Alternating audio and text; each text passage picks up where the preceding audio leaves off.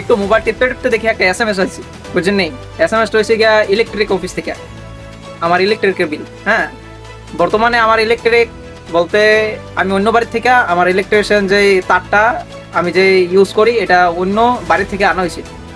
আর আমরা এদিকে নতুন তার টানা হয়েছে, কেবলের তার প্রথম আসছিল ওই জিআর তার ছিল, এখন কেবলের তার টানা হয়েছে।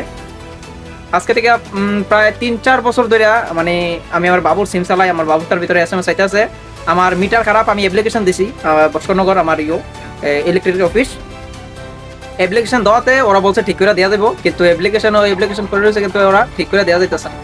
আর এখন দেখি আমার বিল এসে 37,000 কত জানি, আমি আপনাকে SMS-টা দিয়ে দেবো দেখেন। তো এগুলা কি ঠিক আপনারাই বলেন? আজকে হয়ে গেছে গা প্রায় 3-4 বছর হয়ে গেছে গা আমি অ্যাপ্লিকেশন দিয়েছি ইলেকট্রিশিয়ান অফিসে, কিন্তু আমার কোনো এই কাজটাই করতেছে না। আবার বিল ফাটাইতেছে আমার, মগের মূল্য নাকি তাদের বাপের দিনের টাকা। আমি কারেন্ট চালাই না, আমি অন্য বাড়ি থেকে কারেন্ট চালাইতেছি, আমি অন্য বাড়ির বিল দিতেছি। বর্তমানে আমার লাইনও কাটা দিছি, আমি অ্যাপ্লিকেশন দিছি, আবার আমাকে একটা ফর্মও দিয়ে গেছে, আমি হুক লাইন চালাইছি 12,000 টাকা জরিমানা। ঠিক আছে, আমি 12,000 টাকা জরিমানা দিব, কিন্তু আমি যে অ্যাপ্লিকেশন দিয়েছি আমার এখনো কাজ হয় নাই কেন? কি বলবো, বর্তমানে এরকম চলতেছে। আমরা যদি এখন প্রতিবাদ করি আমাদের দূর, আমরা প্রতিবাদ করি কি? আজকে হয়ে গেছে গা 4 বছর হয়ে গেছে গা অ্যাপ্লিকেশন দিছি, কিন্তু এখনো মিটার লাগাই নাই, কিন্তু করে নাই।